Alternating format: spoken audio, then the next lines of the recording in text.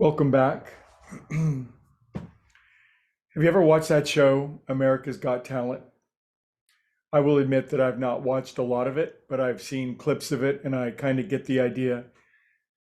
I'm not sure if it's still on, but apparently it's wildly popular and deservedly so. It's watching people from a host of different disciplines and capabilities doing their thing, and there seems to be a natural attraction to that, wildly cheering audiences and rapt judges and all that sort of thing.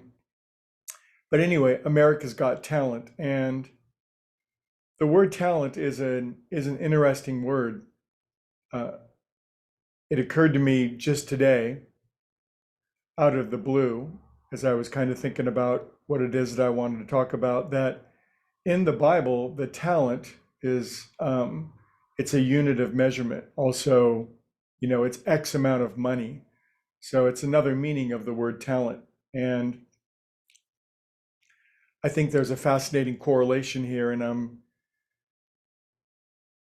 seeking the inspiration and guidance around it. But there's a great parable in the scripture about talents and what happens to people who are given talents. And one person is given 5 talents. Now, let's think of talent as both a unit of measurement and X amount of money, but let's also think of talent in its larger esoteric spiritual definition or connotation, which is a talent is a gift that we have.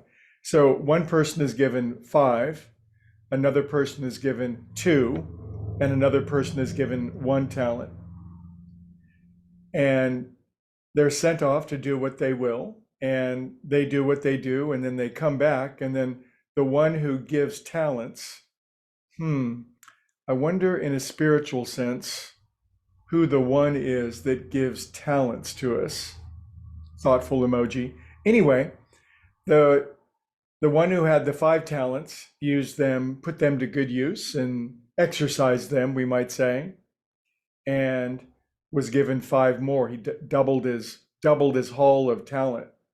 The one who only had 2, even though they only had 2, they did what they could with those and put those to good use. And then they doubled their talent as well. They doubled their talent. The one who only had 1, bummer, didn't do anything with it, was kind of scared and frightened of what would happen. I mean, only had 1 talent. I mean, what would happen if they lost that? And the one who had the 1 talent was fearful and didn't use it wisely and was given no more and was sort of cast into the gnashing of teeth, the darkness. It's a harsh story, and it concludes with one of the harshest things that a spiritual master has ever said. And it's the Matthew principle. And it says, to those that have talents and use them wisely, more will be given. To those who have few or no talents and don't use them, even the talent that they have, the talent shall be taken away. So when I correlated this inside of my own mind for some reason and thought of talents, it made me realize how important it is, because we're all given X amount of talents. Now, of course, there's talents for music, for dance, for song, for artistry, for painting, for writing. These are wonderful talents, but there are talents for peacefulness and wisdom and teaching and the spreading of harmony and the learning of fresh new ideas and sharing them with people. I mean, there's entrepreneurial talent. I think you get the idea. And so all of us are dealt X amount of talent, it seems. And I guess the question we might ask ourselves in any given moment, are we using our talents? Are we putting them to wise use? Now, this, of course, could apply to money as well.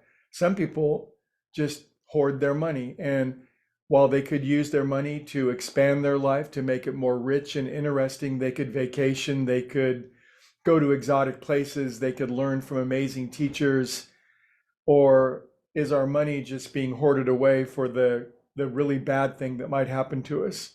But it all culminates in the Matthew principle, which is if we use our talents and if we exercise them, whether it's monetary, artistic, creative, entrepreneurial, we will get way more.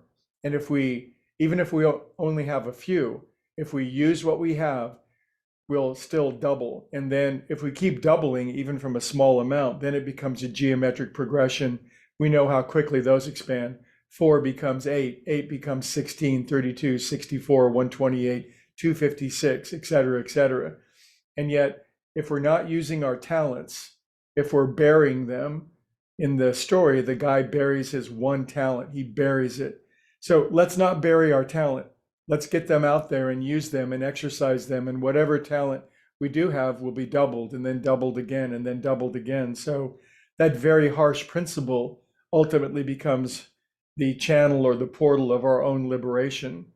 And I hope the message behind the story was interesting, and we'll exercise it. We'll exercise that talent all week long. I'll see you guys tomorrow.